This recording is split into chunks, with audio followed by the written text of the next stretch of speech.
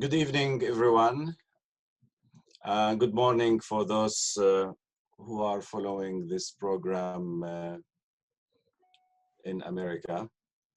Let's wait just a few seconds for technical issue, then we'll start our event.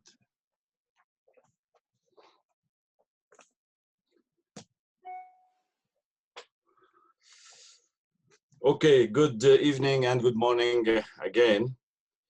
And I'm very glad I have really the pleasure to moderate this event to discuss the newly book. For those who didn't see the book, this is the book. That's the way it looks like. Neither Settler nor Native, the Making and Unmaking of Permanent Minorities, by our dear friend and colleague, Professor Mahmood Mamdani. The book just came out from Harvard University Press. And then after a short introduction by Professor Mamdani, it would be followed by some remarks by Professor Rana Barakat from Birzeit University. Before we start the event, let me introduce our two speakers in short, though I'm sure that most of you know both of them, but let me see just a few words about each of them. Professor Mahmood Mamdani is Herbert Lehman Professor of Government and Professor of Anthropology and Middle Eastern Studies, South Asian and African Studies at Columbia University, and the Director of the Mikureri Institute of Social Research in Kampala. He is the author of Citizen and Subject, When Victims Become Killers, and Good Muslims, Bad Muslim. Professor Rana Barakat is Assistant Professor of History at Birzeit University in Palestine. She is currently working on a book monograph titled Lifta and Resisting the Musification of Palestine, Indigenous History of the Nakba, which advances an indigenous understanding of time, space, and memory in Palestine by focusing on the details of the people and place of Lifta village over time. The plan for this evening, Professor Mamdani will open, then Rana, Professor Barakat would give her comments. We'll give the floor back to Professor Mamdani to give some reply to Professor Barakat comments. Then I might have one or two questions to them, and then we'll open the floor for questions. Now, please send your questions in the Q&A. Given the fact that we are having so many participants, we cannot open it completely to open discussion. We will take the questions through the Q&A, as you see in the bottom of the screen for those who are not used to work with Zoom. So please, Professor Mamdani, your introduction. Thank you very much, Raif. Excuse me if I address you by first name. That's sort of the convention, more or less, in the American Academy, and it's become a habit with me. I thank the Institute for this invitation to present a Zoom discussion on my book. And I will try and reduce what is a 400 plus pages book into less than 4,000 words. This is a book about the nation state and about post-colonial modernity. The introduction opens with a history of the two phases of the nation state, non-liberal and liberal. The nation state was born in Iberia in 1492. Its agenda was summed up by a single slogan: one country, one people, one religion. This state project set fire to relations between majority and minorities within its boundaries, set in motion processes of ethnic cleansing, specifically of Muslims and Jews. This was followed by a century of religious wars in Europe. This was the first phase, the non-liberal phase in the making of the nation state. The liberal solution to religious wars was the Treaty of Westphalia in 1648.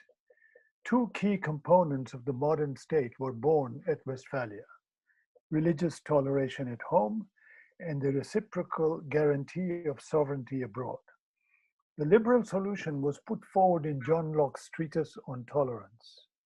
Referring to England, Catholics can be tolerated if they renounce any political support of the Pope or of any power outside England. This is how Locke formulated the key tenet of the liberal theory of the nation state. The liberal notion of the nation state turned majority and minority into permanent political identities. Only the majority has sovereignty. The minority must not participate in sovereignty.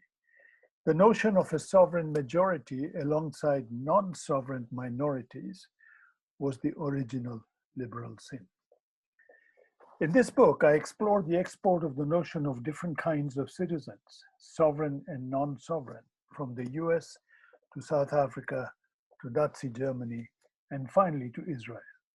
At the same time, the book explores the construction of an epistemological project that grounded the political distinction between sovereign and non-sovereign subjects in an epistemic and legal distinction. Beginning with a distinction confined to religious groups, it was extended to a civilizational difference between races and tribes. This development is explored in some detail in the chapter on Sudan. This is also a book about the United States as a founding experience in modern colonialism, and about the Indian reservation as the site where core institutions of modern colonialism were forged. In addition, this is a book about extreme violence as a consequence of modern nation-state building in the post-colonies. I contrast two ways of thinking of extreme violence. The first is the criminal model popularized by Nuremberg. The second is the political model born of the transition from apartheid in South Africa. What can we learn from the failure of denazification in Germany and the relative success of post-apartheid South Africa? Finally, the book asks, what is transportable in the South African experience? What does South Africa have to teach us? To answer this question, the last chapter takes a fresh look at Israel-Palestine, the most intractable political problem in the contemporary world, through South African lenses. In the time at my disposal, I would like to comment on four issues. The first is an issue of great significance in the US today. How do we distinguish colonial conquest from racial domination? Second, what is the difference between an immigrant and a settler? This is an issue of relevance to all settler colonies, in particular the US, South Africa, and Israel. Third, what does it mean to think of identity as historical and political, born of a particular form of the state, as opposed to something natural and permanent? Finally, I point to the need to think of an alternative to the nation state so as to decouple the nation from the state. Let me start with the US. American Indians and African Americans. What is in a name? How should we name the pre-Columbian communities of Americas? As Indian or as native? What difference would it make if the National Museum of the American Indian, right now in Washington, DC, is called the National Museum of the Native American?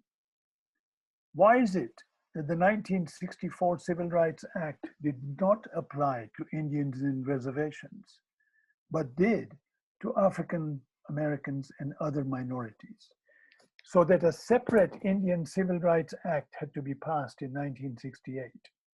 The two acts are not the same. The 1964 Act is constitutionally binding, whereas the 1968 Indian Act is only advisory.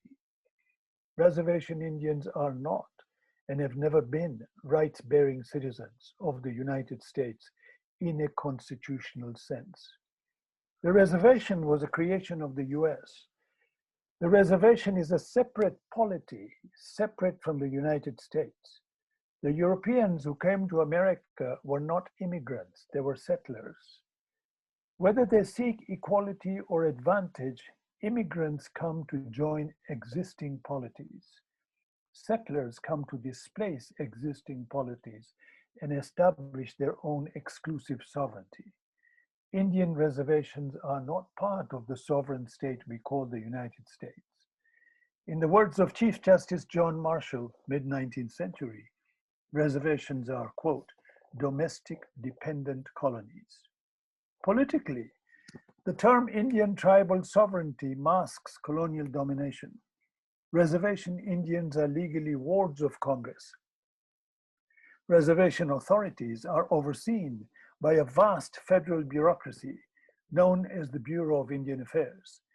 It's no different from the colonial bureaucracy that governed any indirect rule colony in Africa.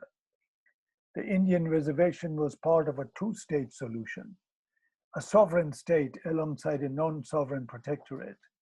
The two-state solution was Lincoln's contribution to the second half of the 19th century. It was the answer to the problem, what do you do with Indians who had survived the genocide? The two-state solution was a permanent solution to the Indian question. America also originated the notion of differentiated citizenship, with only some participating in sovereignty. Until 1921, Indians were nationals but not citizens. After that, Indians had to be naturalized as citizens. They had first to be purged as members of Indian polities before they could be naturalized as US citizens. Africans were enslaved individually and then segregated in thousands of plantations. Indians were colonized as a people. Colonized Indians and African slaves represent two different strategies of domination with radically different consequences. Reservation Indians have a different relationship to the US from that of African Americans. Racial and colonial domination are not the same, even if racial discrimination is common to both. Economically, the American Indian symbolized stolen land. The African slave embodied stolen labor. Politically, Indians were governed in a protectorate as part of a two-state solution. African slaves were racially segregated within a one-state polity and governed in separate plantations. The two-state solution was born in America. It was then exported to Germany. Whereas Hitler wanted to extinguish all minorities in Germany, post-Holocaust Germany looked for a two-state solution. Instead of reintegrating Jews into Germany, it supported a state exclusively for Jews. The Israelis then pushed for their own two-state solution, starting with the Nakba and now a continuing Nakba. It is worth noting that South Africa is the only place where apartheid failed to press home a two-state solution. The one-state solution has provided a more suitable political frame for the development of the struggle against Jim Crow and racial domination, as it did in South Africa also. A multi-state solution, as in the Indian case, fragmented and isolated the colonized. It is what the South Africans called Bantustans. Even if it has proceeded by fits and starts, and sometimes even receded, the one-state framework has made possible the development of alliances. The two-state solution explained the continued isolation and colonial subjugation of the reservation Indian. South Africa. South African settlers attained state independence in 1910. Over the next few years, settlers studied how Indians were governed in North America. Excuse me. Three key elements of the American model were imported to South Africa: homeland, traditional authority, and customary law. Every tribe must be territorially contained in a homeland. Every homeland must be administered by a homeland authority, sanctioned as trans-historical and traditional, and thus not subject to being elected. This traditional authority must enforce a customary law on the homeland, also trans-historical and thus changing, with one proviso: that custom be excised of all practices or notions that settlers considered repugnant to civilization. South Africa was not the only one that learned from the US. So did Germany and Hitler. Hitler too learned that genocide is doable and therefore thinkable, and that it was possible to legislate a hierarchy of citizens, some first class, others second and third class, as with African Americans, Indian citizens after 1921, and then Puerto Ricans. Hitler appointed a committee of lawyers to study American citizenship laws as preparation to draft Nuremberg laws for Jews. This learning process has been documented in detail by James Q. Whitman of Yale in his book, Hitler's American Model. Nazism was a striving for a purified nation state, one that would cleanse the nation of all minorities in non-liberal fashion, not just distinguish a sovereign majority from non-sovereign minorities. Denazification failed because Nuremberg shut its eyes to the political project that had inspired and propelled Nazism. There was an American debate on Nazism after the Second World War. Was Germany liberated or occupied? Was Nazism a state project or a social project? Who should be held responsible for Nazism? The nation or the state? Nazi leaders or German people? The American consensus was that responsibility for Nazism lay with the German people. At Nuremberg and after, millions were considered criminally culpable. Yet Nazism was never probed as a political project. A similar debate unfolded in Germany, particularly among German left intellectuals, the most prominent being Franz Neumann and Herbert Marcuse. Their answer, Nazism was a nation-state project. A project of both the Nazi state and the folk nation to eradicate the state territory of national minorities like Jews and Roma. Nazism was above all a political project. Their conclusion was that to succeed, denazification would have to be a joint project of allies and anti-fascist Germans. But Americans were unwilling to do so. The Soviets were, though only temporarily, and not after the Berlin Uprising. I come to Israel.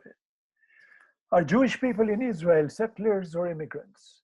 The Jewish population of Mandate Palestine belonged to three groups: natives, immigrants, and settlers.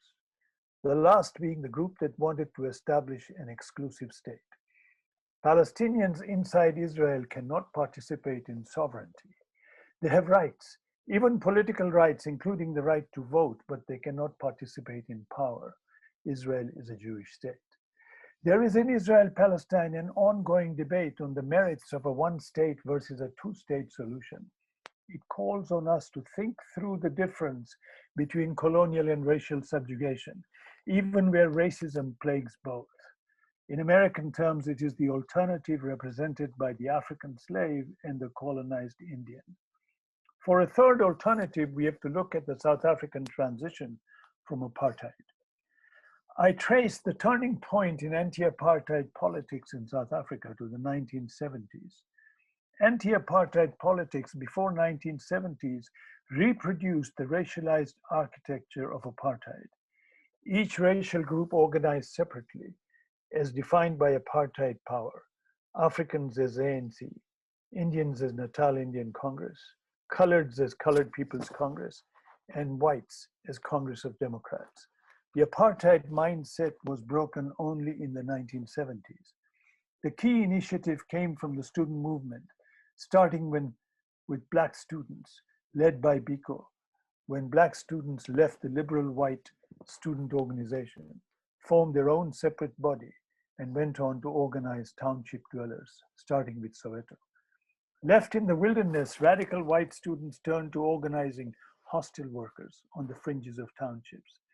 Out of this experience was born an epistemological awakening that white and Black are political identities, and that political identity is historical, not natural. Black, said Biko, is not a color. If you're oppressed, you're Black. This was also the turning point in the Afrikaner journey.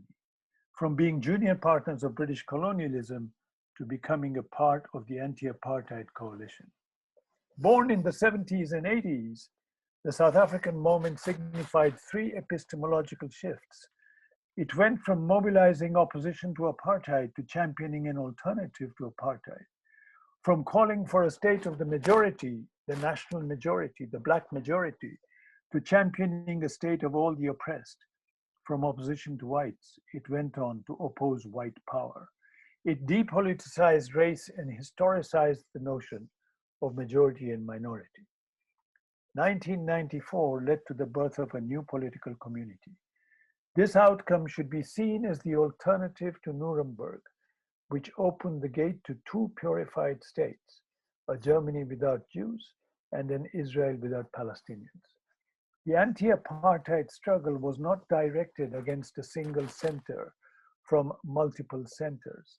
Sometimes it included contradictory initiatives. Take the example of the anti-apartheid boycott, which was directed from outside the country, and the internal political struggle, which demanded the right to participate in the political process alongside its reform. Whereas the anti-apartheid boycott made no distinction between Israel society and state, calling for boycott of both, the internal political struggle proceeded by building alliances with all sectors of white society, so long as they did not openly and actively support the apartheid state. Excuse me, I meant South African state and society. Apartheid power was not defeated, but it did not win. The situation in the mid-1980s can only be described as a stalemate. Why then did apartheid power agree to negotiate in 1990? Two considerations made it rethink its alliance on a military strategy. One, the possibility that anti-apartheid mobilization may spread from the townships to Bantustans. The second, the possibility of an even scarier outcome. Boers realized that the hitherto pro-apartheid Boer intelligentsia, white intelligentsia, was gradually beginning to abandon the project of apartheid power. Finally, lessons for Palestine. The Palestinian population is today fragmented into three: colonized citizens of Israel, residents of the occupied territories, and refugees. Since 1948, each has been the source of a different political initiative. Refugees were the social base of the armed struggle. The first Intifada moved the social base of Palestinian resistance from refugees to Israel-Palestine. The second Intifada called for an inclusion of Palestinians in the political process, calling for a state of all citizens. After that came BDS. Anchored in the occupied territories, BDS calls for an external boycott and the world to divest from Israel. The lesson of South Africa for BDS, in my view, is to rethink its project as more political than moral. This means building on the gains of Balad and adopting a political strategy that will welcome anti-Zionist and non-Zionist Jews into the larger movement for a decolonization of the Israeli state. The South African lesson is, rather than think of Balad and BDS as representing strategic alternatives, Palestinians should embrace both as standing for complementary strategies. Thank you very much. Thank you, Mahmoud. That was, as you used to say, plentiful. I think we have lots of materials to discuss. So please, Rana, the floor is yours. Thank you. Thank you for this kind invitation to be in conversation today. I want to thank the Institute for Palestine Studies and in particular Laud al-Best. Neither settler nor native, the making and unmaking of permanent minorities, is an ambitious work that continues Mahmood Mamdani's groundbreaking contributions to the politics of comparative colonialism. In this history of colonial pasts and presents, Mamdani asks, who is a citizen and who is a sojourner, and who belongs to the political community? These are the questions that frame the work. In this invitation towards the reimagining of political community, Mamdani offers an extended reflection on decolonizing the political. He charts the historically contingent fortunes of political community and political identity and argues that neither are permanent. Mamdani posits history writing is necessarily the inception of decolonization. History is national mythology. Indeed, the discipline of history, capital H, is both a component of and a vessel of European modernity and its most loyal child, the nation state. Here, Mamdani asks, who narrates which pasts and towards what ends? Mamdani, as he just described, traces modernity's inception to 1492 with the fall of Andalus, and later to the adoption of a Westphalian concept of sovereignty. He begins with the settler colonial history of the United States, narrating the past to make the colonial present and, in his words, its colonial self visible. The US comes into view as a template for colonial and racial domination, traveling from Nazi Germany to apartheid South Africa, to South Sudan, and to the Israeli apartheid state. One key technology of this US model was the reservation, a crucial site of settler power. He explains, quote, the reservation system was supposed to be the civilizing institution that rendered Indians fit for citizenship, away on the road to one state, which became the two-state solution. Mamdani goes on to explain, true citizenship has always eluded American Indians on reservations. Citizenship has been a second-class citizenship without actual rights, rendering tribal sovereignty as colonial paternalism in the language of self-determination, end quote. This multiplicity of states, as well as an ever-deferred politics, resonates all too painfully in this virtual room. This language of deferred politics and an infantilized colonial subject was precisely the logic fueling the League of Nations mandates on Palestine, Transjordan, Syria, Lebanon, and Iraq, just after the First World War. Nationalism, Mamdani argues, is necessarily exclusionary and exercises this exclusion through extreme violence. This extreme violence is a political question rather than the victim justice model of individual criminality that Nuremberg and subsequent human rights-based logics would propose. Indeed, Mamdani shows that the victim and perpetrator models of criminal justice reify the national as a permanent feature. As such, national belonging is not simply codified in law, it precedes it.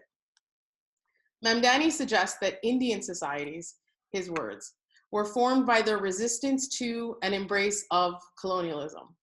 Likewise, he questions how post-colonial nationalisms and Palestinian nationalism under the strain of ongoing colonialism replicate the separation and exclusion the nation state necessitates. Perhaps in this entanglement, it is this entanglement that can lead us to Mamdani's most invigorating provocation. Another quote, the settler and the native are joined. Neither can exist in isolation, end quote. He draws on three phases of South African anti-apartheid movement to come to this conclusion. It was not the professional revolutionaries, he argues, who brought apartheid to its knees. It was instead the Stephen Biko's Black consciousness movement and subsequent uprisings, such as the now canonical Soweto revolt, labor strikes, and student movement. Apartheid became ungovernable when resistance divorced itself from modes of native control, and when, in Biko's vision, the resistance of the oppressed and dispossessed confronted the tyranny of the apartheid state, as well as the political categories that state imposed. Mamdani suggests that once the state appeared untenable enough to whites, whose privilege was structured within the state, an alternative vision could prevail.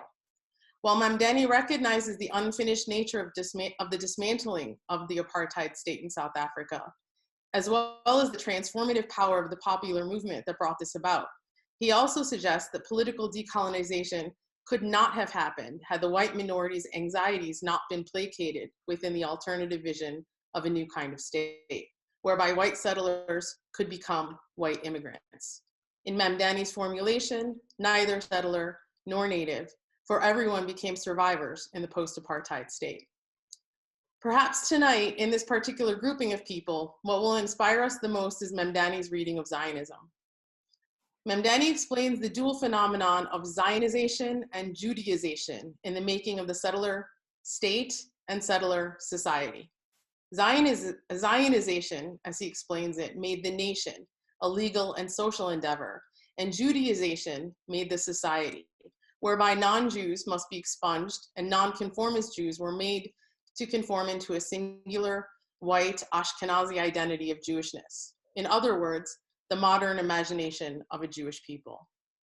Drawing on the South African moment and in anticipation for the Palestine moment, Mamdani distinguishes between settlers and immigrants to chart a future of the de-Zionization of Israel. Immigrants are, as Mamdani just described, unarmed, in search for a homeland and not a state, and this homeland can be shared. Settlers, on the other hand, have weapons and a militarized national agenda and cannot conceive of a homeland without a nation state. To bring about a transformation from settler to immigrant requires an epistemic revolution. This revolution, in his words, quote, would involve the depoliticization of Jewish and Palestinian identity, so that Israel may be a rights-protecting democracy rather than a servant of a permanent national majority, end quote. Because in Zionist mythology, the settlers imagined themselves as returning natives, they rendered the Palestinians, when they saw them, as squatters, squatters, temporary occupants subject to displacement because the land is not rightfully theirs. As such, ethnic cleansing and apartheid were and remain foundational features of the Israeli state and Israeli society. Because of this return myth, the Jewish state established sovereignty over the land they neither possessed nor occupied. This has been referred to by some as the particularity or exceptionality of settler colonialism in Palestine. That is, Zionism differs from other cases of settler colonial invasion because embedded in the mythology, not the making of a people, but rather the resurrection of one. The colonial self, to use Mamdani's concept, is in this claim a biblically sanctioned one, thereby not ignoring, but rather negating itself as colonial. Depoliticization of Zionism as a Jewish identity that finally undoes this mythology will logically recognize that the people of the land are and have been Palestinians. That this will require an epistemic revolution for Zionists is not in doubt. But does the same hold for Palestinians and Palestinian identity? Put more precisely, people of the land are not in need of mythology, the likes of this. So what does putting them in juxtaposition in this way actually do? With this, let me conclude with some questions that this inspiring work poses. One, while the national component of the nation state's dismantlement is clear throughout this book, where does the state fit into this vision of decolonization? Can the state defect from its settler character and the structural inequalities of capitalism? And how do we envision the dismantlement of its hierarchical, economic, and institutionalized power? After all, we know that participatory democracy is not necessarily representational democracy. Given how citizenship has been manipulated and employed to further settler racism, and given the current state of liberal iterations of equality falling short of any kind of accountability or justice, can citizenship actually dismantle the state? Two, must historical narratives and storytelling remain confined to a state-based political imagination of community? And can the category of survivor work as a post-nation, given the history and ongoing presence of Indigenous peoples? Leanne Simpson carefully reveals narrative forms as central to Indigenous survival and resurgence. She describes a political community that transcends the politics of recognition, a politics that fuels settler colonial power and liberal democracies. Along these same lines, survivance, a concept offered by Gerald Weisner, reveals the endurance of Indigenous cultures beyond and outside of colonialist trappings of absence and powerlessness. Active presence over time, past, present, and future, not only breaks the ahistorical fallacy of the fate of the Red Indian, unfortunately famously adopted by Yasser Arafat, but also destroys the idea of the native as an essential and powerless victim. The ongoing vitality of Indigenous resistance in Idle No More, Standing Rock, Mauna Kea, and the Land Back movement highlights the power of survivance. Linked to this past and present is the idea the practice, and the possibility of peoplehood. How do we position peoplehood before, across, and after European modernity and its nation-state offspring? You powerfully evidence how the US manipulated tribal sovereignty and the carceral logics of the settler state. But what of unceded sovereignty of indigenous peoples? As one of the many core questions of indigenous scholars in some of the same geographies Mamdani covers, indigenous sovereignty and citizenship in the settler state as a liberal form of recognition are often in opposition. Herein lies the limitations of settler colonial comparisons. Settler colonialism as elimination is not the case in all of the geographies Mamdani covers. Settlers in South Africa did not work to erase people in the same way settlers in North America or Israel have. How can a comparative analysis account for this? Moreover, settler states do not function in the same way. Federal recognition in the US is distinctly different than Canada, for example, and both are very different than Israeli politics of non-recognition. How can a generative comparative analysis work through and with these differences? This is an opportunity for me to ask about Palestinian consciousness in light of what we've learned of the concept of survivance. I want to pose two internal questions here. One, how can a continuous history, rather than one divided into phases, as Mamdani relates and many historians follow, change the way we think about the past and the future and our political imagined community? That is, rather than historicizing an outside and inside of Palestine since 1948, focusing on outside in a revolutionary phase in the 70s and inside after the First Intifada in 1987. What happens when we see the actual continuities of Palestinians that also existed throughout this time period? No doubt the First Intifada is an important moment, but rather than a break, what if we see it as a part of a long story of ongoing Palestinian resistance, a resistance that is far older than the State of Israel? Moreover, where are the possibilities of reimagining political community in relation to indigenous resistance and survivance?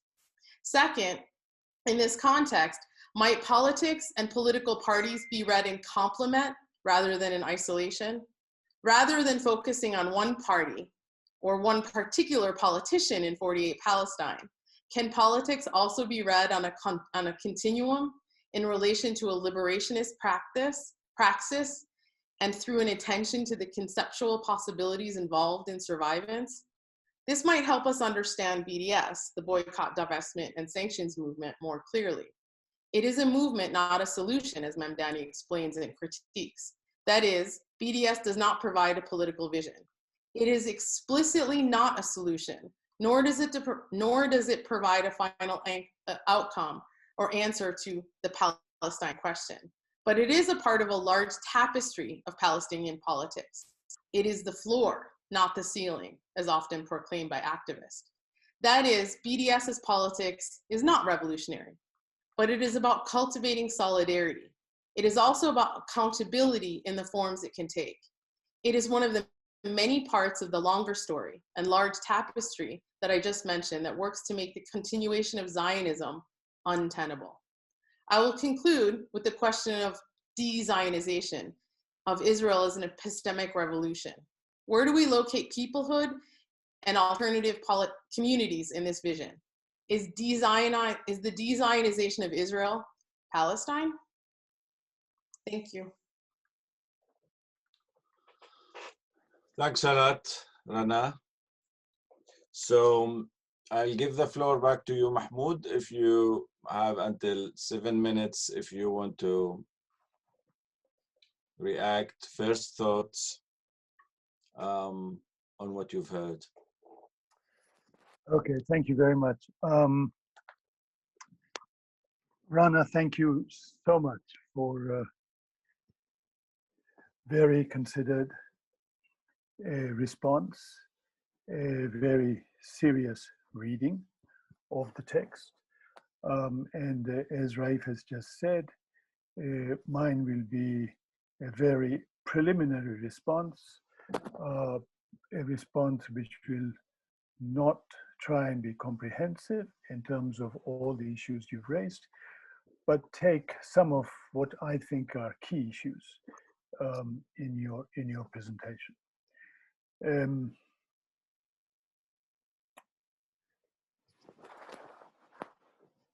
settlers, natives, settlers, immigrants, natives.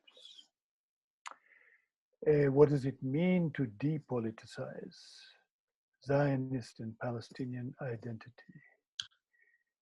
Zionism is different because it's not about the making of a people. It's different from South Africa. It's different from America. It's not about the making of a people, but it's about the resurrection of some. If I was going to look for a historically more poignant comparison to the Zionist project, I would look at the African American project. There have been two major visions of the African American project. One was defined by Marcus Garvey. And the Marcus Garvey vision was African Americans must return to Africa, to the homeland. Not as natives come home, not simply as natives come home, but as civilized natives come home. So that the state they construct would be a state of the civilized natives. The natives who had not left home must be subjects in this state. And that is indeed how African Americans constructed Liberia and they constructed Sierra Leone. The other vision, the alternative vision, was the Du Bois vision. The Du Bois vision was not let my people go, but let my people stay. The African American future is right where they are, in America. And the project must be to build a different, a new, a reimagined citizenship within the US, which would transform not only the position of the African Americans, but the position of all residents within the US, and eventually the very nature of America as a state. Well, history has shown the results because both visions were implemented at different times. Ultimately, African Americans recoiled from the Garveyite vision, and Africans resisted it. The Du Bois vision prevailed. In the divisions which came later on, Malcolm X, Martin Luther King, there was no attempt to resurrect the Garvey back to Africa as a vision. So maybe when we think of Zionist claims that these are natives returning home, and we want to problematize these claims, and we want to think of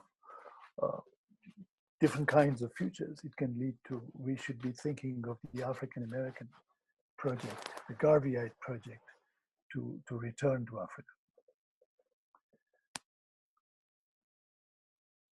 Now, second question which I find compelling and very interesting is what does it mean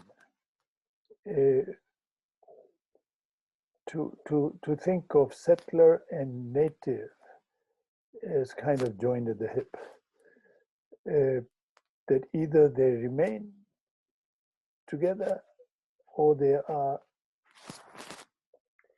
cease to exist as this unity.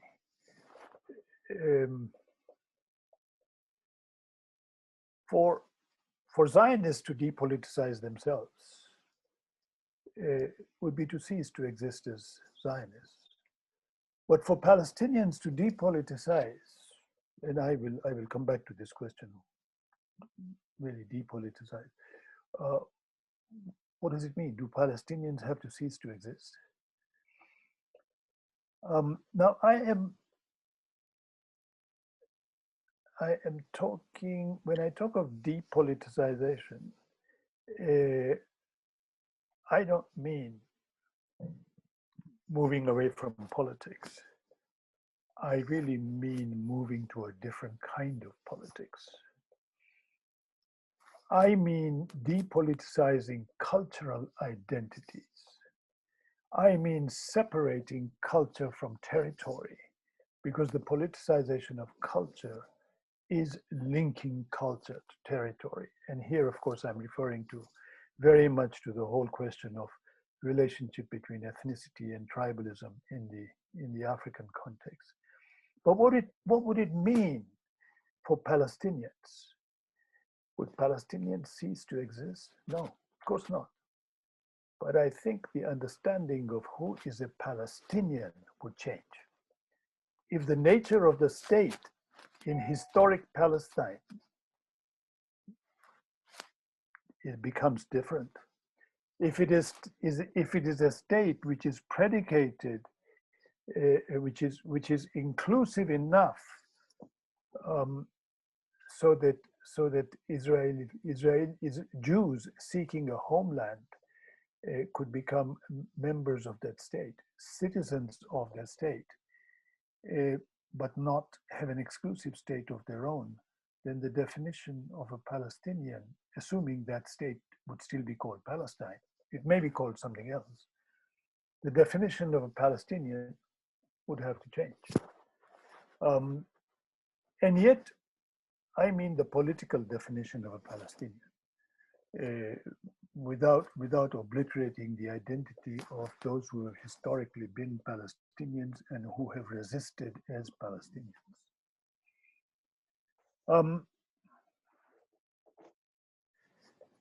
The need for a continuous history of resistance, a long history of ongoing resistance.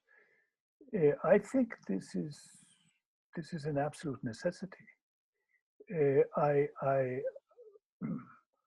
I may, for analytical purposes, look at different phases, but I do so not to claim each phase to be independent on its own, but to show the kind of historical shifts that have taken place in the nature of resistance, without in any way claiming that there is no elements of continuity between them. For me, the political project, the political challenge is the following. And this is why I bring together these case studies of the US, South Africa, Israel, Palestine, or let me say Palestine in this case. The political challenge is the settler state. The political project of the settler state is to fragment the native population, is to fragment it and to rule each fragment separately, differently, so as to create the basis of a different subjectivity in each case. And the political challenge for the native population, the oppressed population, is twofold. One, to overcome this fragmentation and to bring itself together in the face of a continuing onslaught, but also to isolate to the maximum the settlers behind the settler state, the settlers who remain as the social political base of the settler state.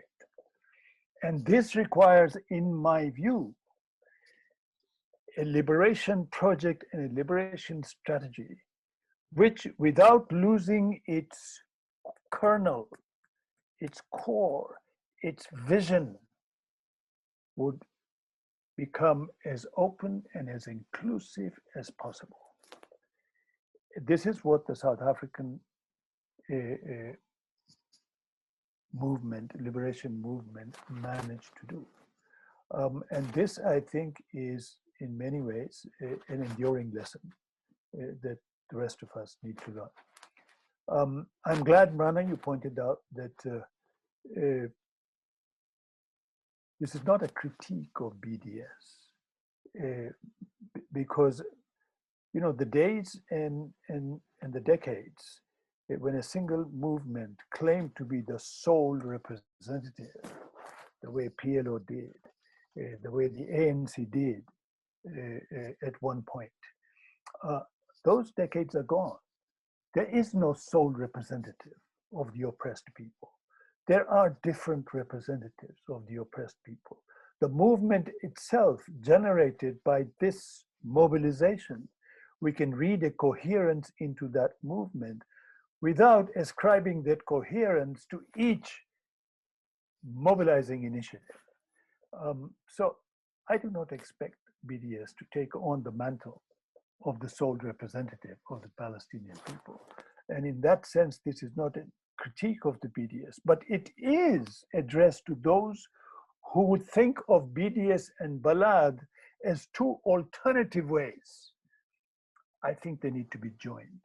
I think they needs to be seen as part of what you call a longer history of resistance. Thank you very much. Okay, thank you. Given that we have so many questions, I'll spare my own questions and give the audience to speak. I'll try to put together questions that are somehow similar or touch upon the same theme. So there are two questions about the relevance of the experience of South Africa.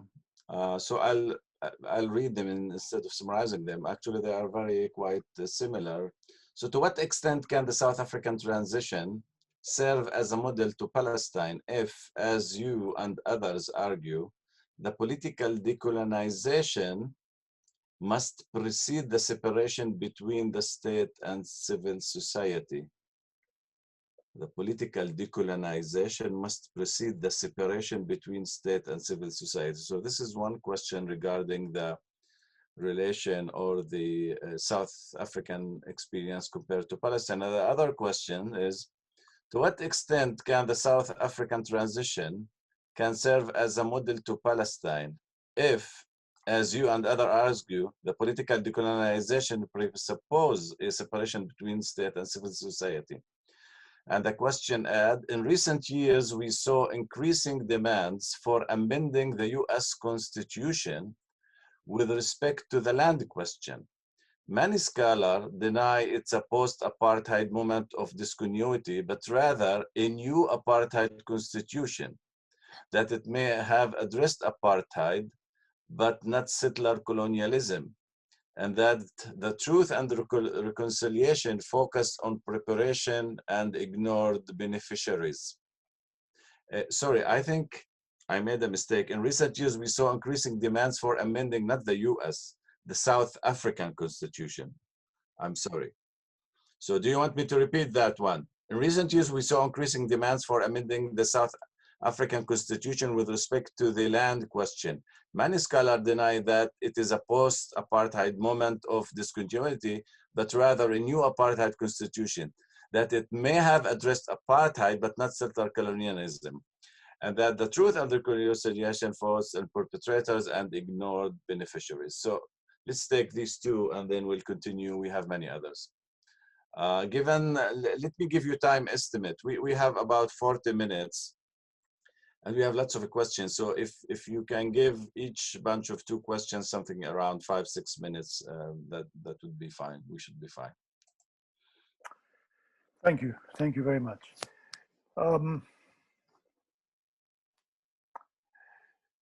In South Africa, there were two different political responses to the extreme violence of apartheid. One was the TRC. The other were the negotiations at Kempton Park. The TRC is the better known initiative. There is an erroneous assumption, very widespread, that the South African model is the result of what was gained through TRC. This is not true at all, for at least two reasons. The TRC was grand theater. The TRC tried to enact on television, more or less, what Nuremberg had done in Germany, which is to assume that responsibility for extreme violence must be traced to individual perpetrators. I don't know how you trace responsibility for an entire set of laws which define the majority of society in racial terms, disenfranchise it, impose restrictions of movement, residence, work, etc.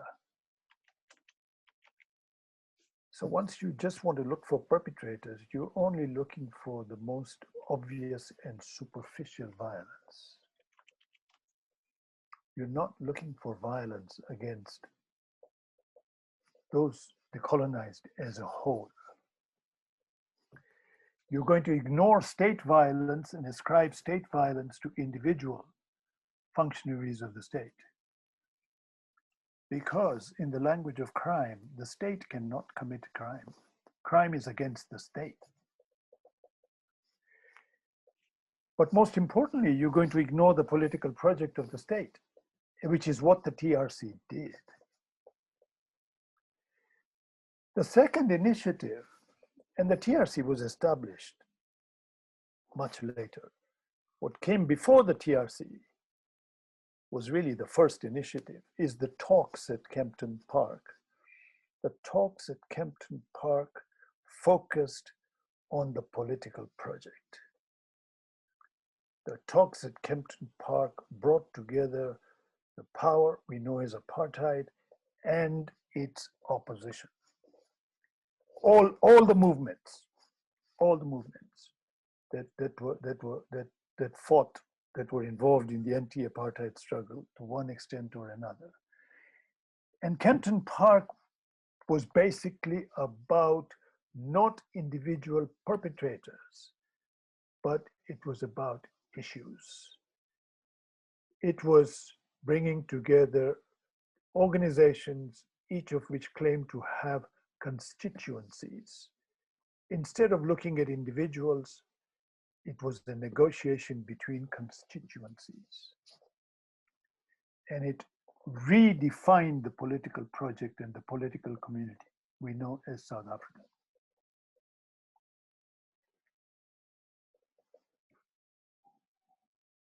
The second thing I would like to say is that,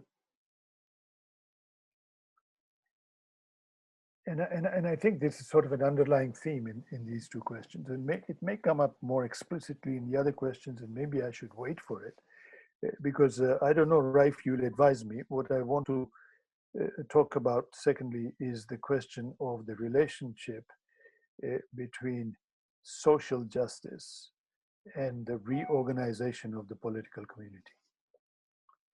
You want me to wait for that? Actually, no. If you want, you can address that right now, because I think we'll shift the focus in the coming questions. Okay. So there is a critique in South Africa, a growing critique. Nobody in South Africa, nobody significant really says that you should you should take perpetrators to court. That's not a demand. The demand is that 1994 did not address the question of social equality. It did not address the question of social justice. The beneficiaries of apartheid remained with their ill-gotten gains. Now, that's absolutely true. And I don't deny that at all. But to me, the question is, can you travel the distance of 1,000 miles in one single step? Or must you go step by step? Can you eat a banana, the whole of it? Or must you go bite by bite? In other words, even if the objective and the vision is long-term, how do you divide it into what comes first, what comes next? In my view, the reorganization of the political community had to be the first one. Marx, in his writings on the Jewish question, for example, did not address this question. Marx, in his writings, talked of the question of citizenship and the question of social justice. But Marx could not address the question of colonies, where the resident population had been divided and the colonized population had been divided into different identities, each subject to a different form of rule.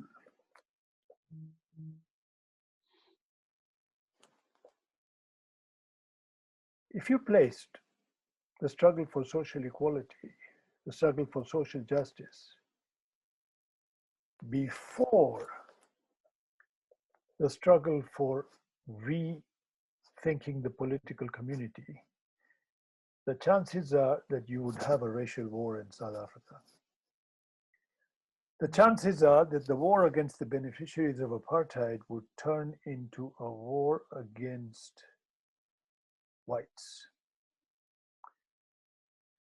Chances are, instead of being able to differentiate between petty beneficiaries and big beneficiaries, between what South African historians have always distinguished between petty apartheid and grand apartheid, you would end up lumping both of them together. And chances are that you would create a civil war, and a war where the terms, where the preconditions for success would be far more difficult than a struggle where the objective is far more modest, but would strengthen you in the struggle for social justice. That's what I have to say. Thank you. Okay, we have two questions now about how to use the colonial, how to distinguish. So one question is the following, that you made that distinction between colonial conquest and racial domination. That means that we should understand US domination as racial and not colonial, speaking in relation to the African American. But this contradicts the understanding within Black radical thought that US oppression of Black communities is in fact colonial. So what do you have to say about that? And another question, how can your model explain the Algerian and the Zimbabwean experience that actually ended up in separation, total separation? So let's take these two questions now. And we have lots of more questions, Mahmoud. Bear that in mind. Thank you. Well, for me, central to colonial conquest is the conquest of land. Okay. I mean, I'm not talking of a hierarchy of domination. I'm just talking of different kinds of domination. So if you don't have a conquest of land, but what you have is extreme coercion of labor, okay, extreme coercion of labor, whether it is bonded labor or it goes right up to chattel slavery. It's, I mean, it's extreme domination. It's awful. It's terrible. But it's not colonialism. Unless we ascribe to colonialism some kind of a moral tag which says nothing worse in the world than colonialism. Okay. The African American in the 19th century, I mean, and even in the 20th century, mid 20th century, and after the sort of first alongside the Garveyite, but then following the Garveyite movement, there were African Americans who demanded national self-determination. They demanded that an African American state be erected in some part of the US, and they tried to define an area where African Americans were a majority. But that's, I mean, in my opinion, that would have been a non-solution. It would have created the same problem of creating another set of minorities. The Algerian and the Zimbabwean models, I think the Algerian model is probably the more interesting one and really represents a contrast to South Africa. When Mandela went to, in 1962, I think Mandela goes to Algiers and he wants support from the Algerians and he gets support from them.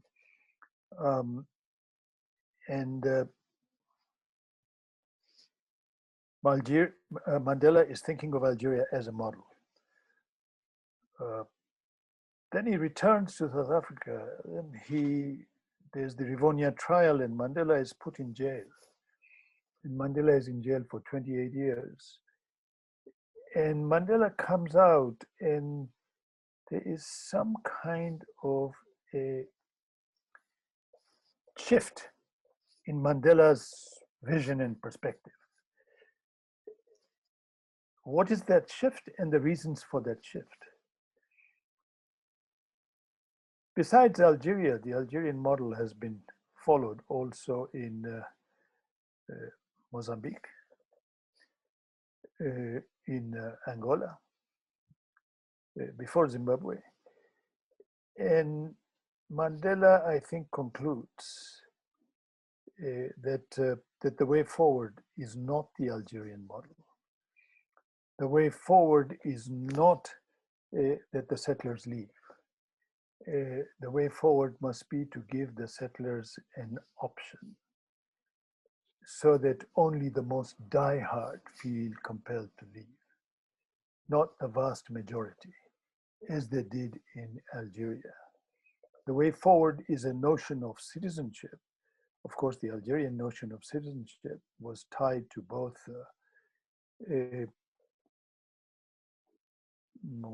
what can I say? Indigeneity and Islam was tied to both of them.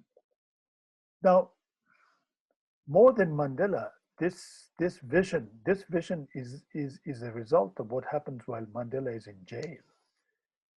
This vision is a result of the post Steve Biko movement, the post Soweto movement, the post Durban strikes movement, and Mandela is not part of it. So in many ways, Mandela is very contradictory in his responses.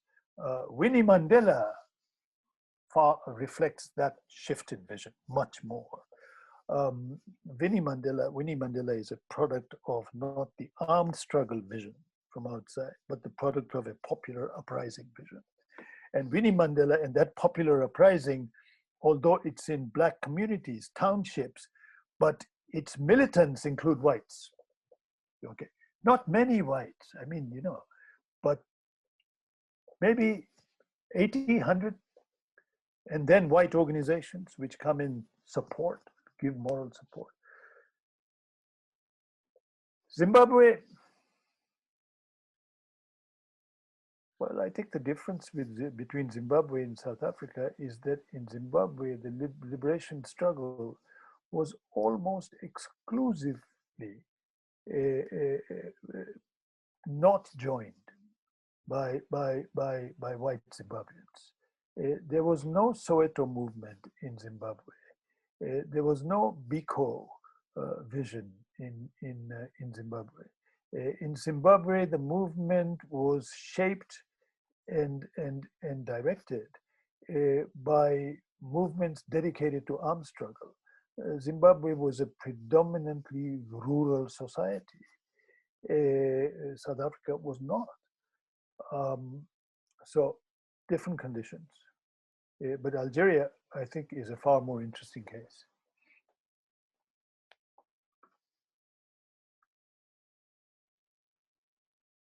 I think that's what I have to say. Okay, we'll have, let's have other two questions. From listening to the book summary as offered by the author, I come with an understanding that both the immigrant and the settler are deeply political migrants. How then to ensure that a democratic state without a nation does not turn into yet another liberal articulation of a state impervious to diversity?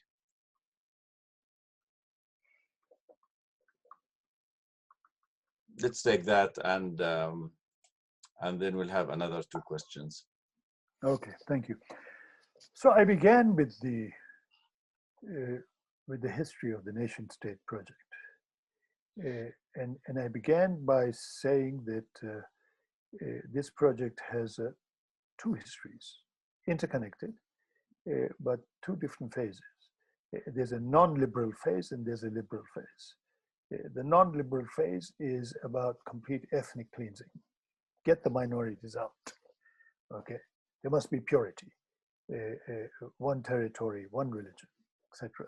The Iberian project, and what it created in Europe, a century of religious civil wars.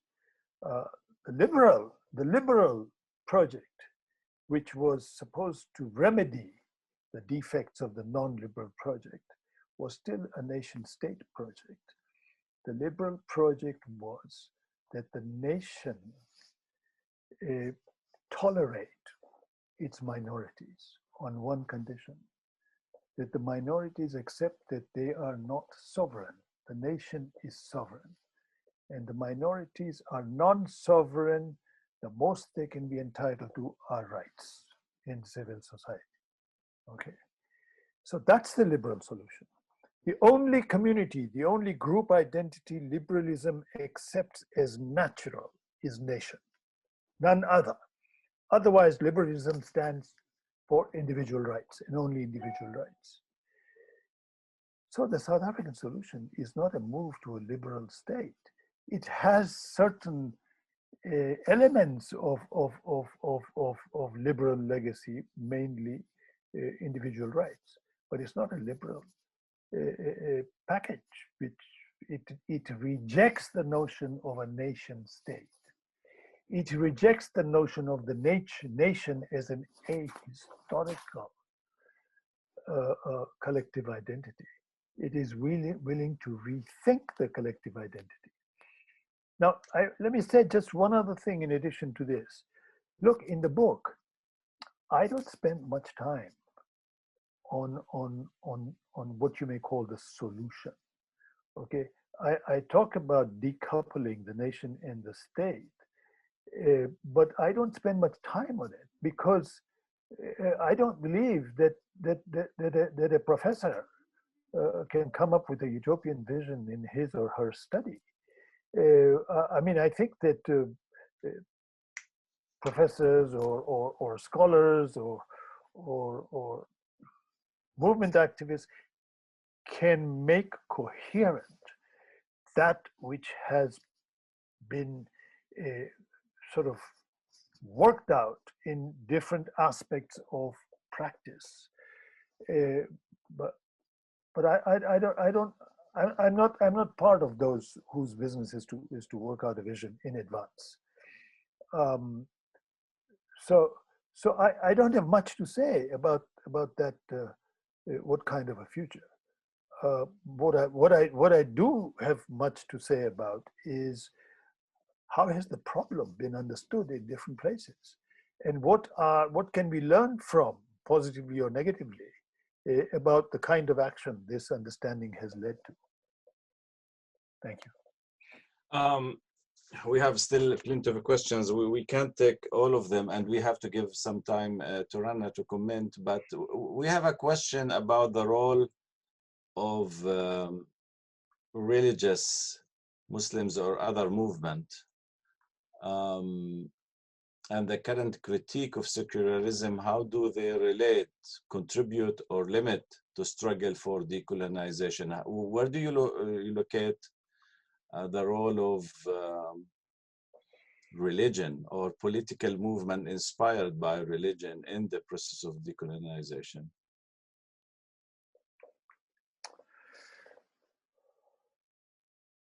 Well, I think in a way, religious and secular movements have turned out to be, politically, they've turned out to be two sides of the same coin. Secular movements have tended to become state-enforced movements, especially in societies where religious movements have a significant social appeal or social mobilization. Secularism has turned into part of the ideology of the state. I mean, in this sense, Talal Assad's critique of secularism makes sense. Religious movements which aspire to state power have inherited some of the worst characteristics of secular movements, because they have then gone on to define who is a true Muslim and who is not. Exactly the way Zionism went on to define who is a Jew and who is not a Jew, and develop their own national project, proto-state project in a sense, and unleashed enormous violence, not only against non-religious Muslims, but also against Muslims who they think have been led astray or who are willfully following the wrong path. So the religious, I would put it in quotes here, has in many ways become kind of a state project. So I think I'm not calling for, I mean, by decoupling, and by decoupling state and society, I'm not calling for an end to, religious identities or non-religious identities or anything. I'm calling for us to rethink the state in a different way. Let's see what. Actually, before I give a couple of minutes, can you say more about the idea of the decoupling of the state from the nation? What does it mean? I can understand of decoupling the state from ethnic nation, but the idea or the concept of the nation is parasitic on the concept of the state itself. So to think of the idea of the state is immediately to think of the nation. The question is if the nation actually coincides completely with certain ethnic group, or it's actually transcend ethnic or religious groups. And in this sense, it could be plurality of different groups. But the nation, by definition, to put the question other way, the idea of borders is inescapable. The question is to put the border between one nation and another nation, one state and another state, or actually to create borders between one ethnic group and another ethnic group within the nation itself. So I want to ask you this idea of decoupling, if you can say more about the idea of decoupling. Thank you, Raif. Look, European theory on the question of the nation draws a distinction between two kinds of nations, ethnic nations and civic nations. The prototype of the ethnic nation is Germany, and of the civic nation is France. And the liberal solution is to demonize the German alternative and to embrace the French alternative. I think we need to problematize the French alternative. The French alternative also draws borders, just like the German alternative. And the French alternative claims that the French nation is a civic nation. And therefore, everybody, all immigrants who come to France, but do not partake, do not embrace the civic culture of the French nation, do not become French in this sense, do not assimilate, must not be considered as being part of the French nation, as part of the sovereign nation. Historically, the European imperial project has had two effects. One is segregation and the other is assimilation. Both have been forced segregation and forced assimilation. In pre-modern societies, if I think of the African example, forced assimilation has been much more characteristic. Swahilization, Amharization, Arabization, Hausization, right? In African society, the historical impulse before colonialism and modernity was always to embrace people who came in.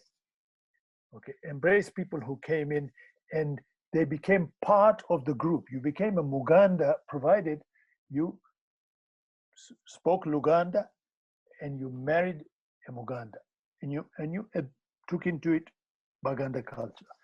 But the state, the Baganda state, was never understood as just, even the Zulu state of Shaka was not understood as just a state of the Zulu. Okay, there was some kind of a decoupling of state and nation, state and society.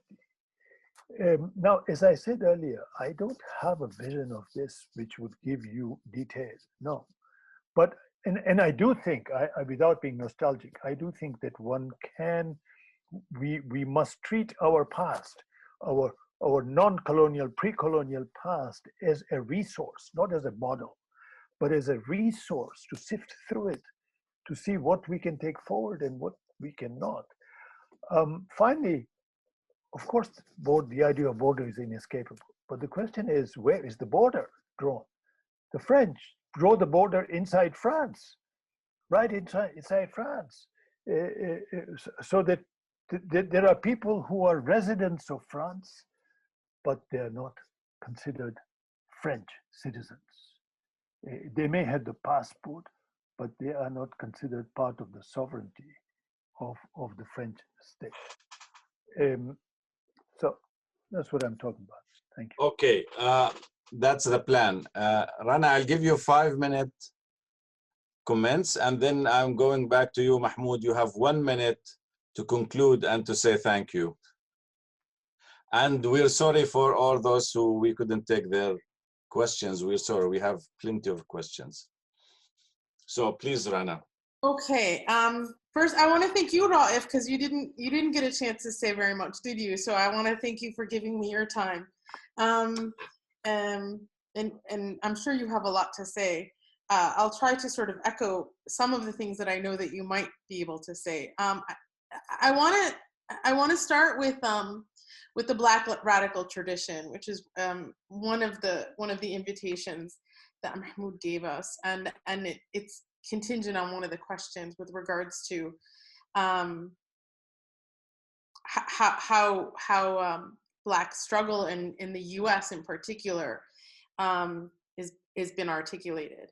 And I would just sort of ask all of us, and myself included, to sort of see that praxis that Mahmoud's talking about as a process and changing. So W.E.B. Du Bois changed over time himself in how he thought about Reconstruction and went into the souls of Black folk. And the Black radical tradition is a very long one in the US. And it has many iterations. One of the iterations that I kind of want to bring to mind is Freddie Hampton, because that's part of, that's a city that I grew up in. It's Chicago, and Freddie Hampton's, he was murdered, much like Stephen Biko, very young in life.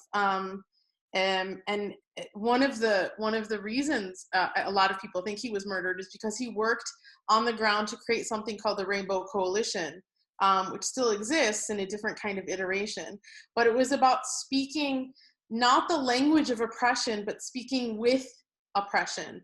And he managed to, through his power, through his personality, managed to bring together the young lords, one of the most segregated cities in the US had the potential of a movement, and it's an ongoing movement. So this idea of the Black radical tradition is an interesting and enticing one to think about in relation to Palestine, along with obviously what I was talking about with regards to indigenous peoples. It's a very rich one. The second point that I'd like to make is about sort of just reiterating what I was saying earlier, is that not all settler colonialism is the same. And this is something that I've said before, and this is a conversation that Raif has also had about what does it mean to be talking about a settler colonialism that's about elimination. It is focused on the land, and it isn't about sort of what to do with the native population other than this idea of eliminating the native population. That's a particular kind of settler colonialism, and what does it mean to sort of to put that into conversation with other kinds of settler colonialism. And I think that's an important question with regards to Palestine, and it's a very rich invitation to talk about Palestine in relation to indigenous communities in North America and Australia. And finally, just with regards to decolonizing the political and the invitation about a liberation project that might end up politically and also culturally redefining or working to redefine what it is to mean to be Palestinian. I want to echo what you were just saying. And this return to the source of Cabral is that history does actually invite us to think about things. And so one part of the history of the PLO is 1968. It's something that has been in a lot of ways, we've been forced to forget that moment, because after 1974, the nation state and a drive towards a nation state became such a phenomenally integral part of what the armed struggle was in the 70s and it's resulting in what we have today, the malaise of 2020. But in 1968, the charter of the PLO did actually articulate a democratic state for all of the people who were on the, that was to include the people who had settlers who were in Palestine. It didn't get traction, only in the sense that it changed pretty quickly because of the leadership in the PLO. And by 1974, we see the 10-point plan and this idea of a state on a part of Palestine and not the idea of liberating all of historical Palestine. But that is an instructive moment, because it has been a part of the Palestinian, this ongoing resistance and a part of the Palestinian past, but it's also a part of the Palestinian present. And that's just one thing that I want to remind myself and everybody about, is that, these challenges about what it means to be Palestinian is also an ongoing and ever changing. It's not necessarily in the context of exclusion, but that's what I was inviting. What is it if we think about Palestinians, and not only think about the fragmentation of Palestine, and try to think about sort of a people, and I use the language of layers. We're in different spaces geographically, and that's it. That there is my conclusion. If I just wanted to, the last word I'll say is thank you to everybody. Thank you, Mahmoud, for writing a 400-page book. Mahmoud, please, concluding remark of 1.5 minutes. Okay, I promise to write a shorter book next time. But I just want to say one thing, which is sort of a comment on the Fred Hampton story, because I think the American lesson in a way sums up a very general lesson.